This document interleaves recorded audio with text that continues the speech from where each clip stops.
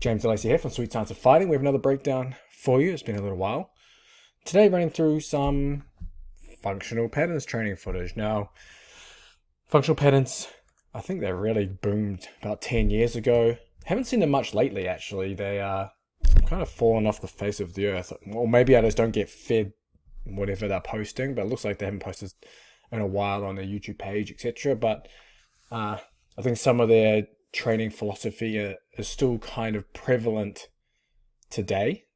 Funnily enough, I was just kind of scanning through this to see if there was something I could break down and see some of the exercises that I've seen in a few of the breakdowns. Like, okay, it looks like people are still using this stuff. So it would be interesting to kind of go into it and just see or give you my thoughts on it, whether it's valuable or not, and whether you should pay any attention to what is going on. So the whole philosophy revolves, at least from my limited understanding, it revolves around trying to, I guess, move quote unquote more like humans, doing a lot of rotation and working on, I think they call them like fascial slings. And the funny thing about all these different exercise cults, yes, and I'm going to call it a cult, is they all use the same playbook. Every single one uses the same. Same in the nutrition space. Everyone uses the same playbook. Everyone falls for it every single time. And the playbook is make up terms or use fancy terms that no one understands or rebrand them as your own terms. I'll take this playthrough because we can talk about it in a bit. Fancy terms. So if we look at functional patterns, they'll use terms like fascial slings and whatever else.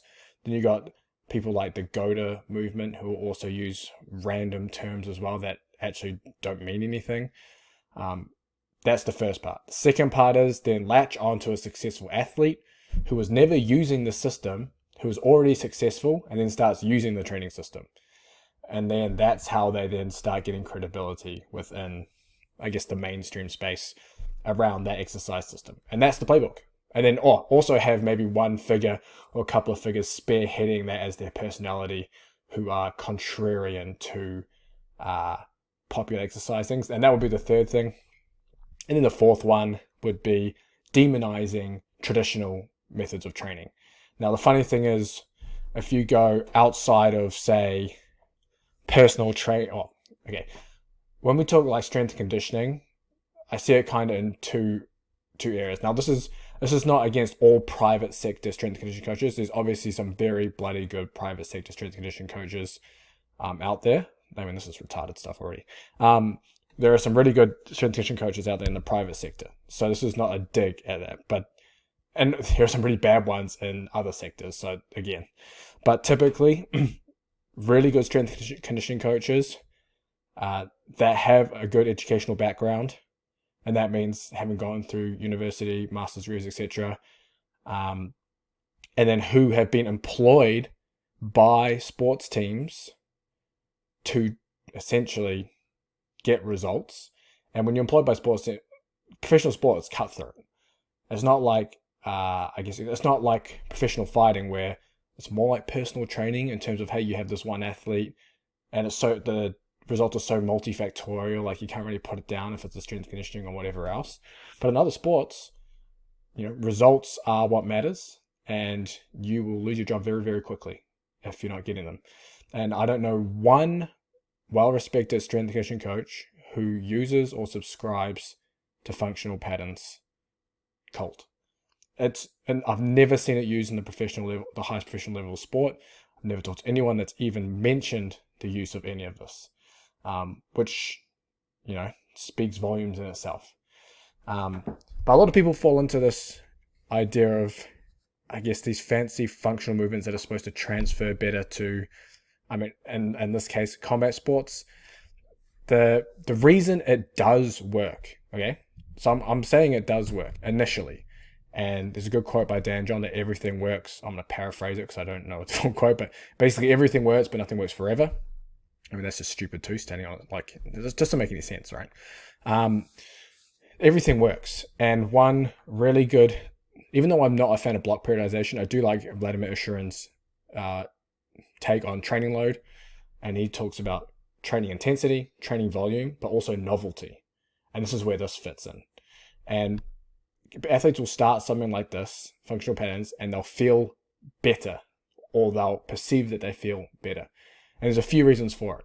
The first one is you're doing a lot of movements that you probably didn't have in your traditional strength training routine. So you're doing a lot of rotation, I guess in this case, some kind of jumping, just movements that you've been lacking in your normal strength training routine. And yeah, so you're going to feel better getting into these different ranges of motion and having your body move through different areas of space. The second thing is you're deloading big time. And it's because cults like these, they demonize lifting heavy weights. They demonize just traditional lifting in general. And if people who go into this, for example, maybe high-level athletes that have a strong training background, they've been lifting weights for years, heavy weights, traditional strength training, whatever it is, and they go into something like this and they're fully deloaded, they feel awesome. Of course you do. You're not having 400 pounds on your back doing squats every other week. You're going to feel pretty damn good after doing this for a month, right? Then you've also got the novelty factor on top of it.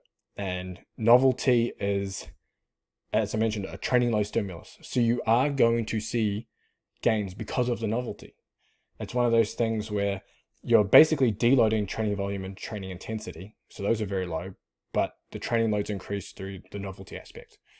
So you get this little sharp increase again. That's why whenever you change training routines, training styles, anything like that, you see big gains relatively quickly because it's a novel stimulus. For example, if all you've done is, I don't know, let's just say one certain exercise, maybe it's kind of like bench press for a very, very long time, then you change exercise and you start doing like, I don't know, incline or overhead. It might not be very strong initially, but it will get much stronger very, very quickly as a novel stimulus. That's a very crude example, but you kind of get where I'm coming with that. So the novel stimulus makes it so that you kind of get that training load effect. So those are kind of the big things around it. Now, in terms of this system and the exercises, look, there are some exercises that you could potentially use. I'm going to say could potentially use that might have some value. I like that, actually, that walking barbell one. I don't know if I can find it on here again. I don't know if he's done it already or not. But either way, the walking barbell version with the twists that are separating the upper and lower body, it's quite good. But shit like this is fucking stupid. Remember, you need to stress the body to see adaptation. And that means you need to have an overload in force production. You need to have an overload in speed. And that's pretty much the two you've got there. Or, how quickly you produce that force, which could potentially come under speed. So if you're looking at just those two things, you're not getting any overload doing a lot of these random cable exercises and weird movements where, going side to side and standing on Swiss balls and throwing medicine balls and, doing random stuff like this. Like, there's nothing really to explain on that one. Like stuff like this. Like what are you achieving from doing a row into a skull crusher over and over and over again? Like this is like completely stupid. Like I wouldn't advise anyone to stand on a Swiss ball and throw a medicine ball. One, instability means less. You basically dampen force and speed. So now what are you really training, other than standing on a Swiss ball and being a clown? So, this is stupid too, right? Like stepping forward and like you're clubbing a seal with your little stick here, then they can talk about rotation and this and that, but there are other ways to achieve that. So yeah, there's a lot that goes on in these various exercise training systems. Some exercises may have some value, but if this is all you did, you'd have problems. And that's not to say that there's no successful person that maybe is using this system or whatever it is. There's always outliers. There are always athletes that it doesn't matter what they're doing in the gym, etc. They're going to be the best anyway. So just bear that in mind. But that should hopefully cover everything. Make sure you check the description and the comment below. There's the MMA Strength and Conditioning Blueprint. It does not have functional patterns in there for this very reason. So make sure you check that out.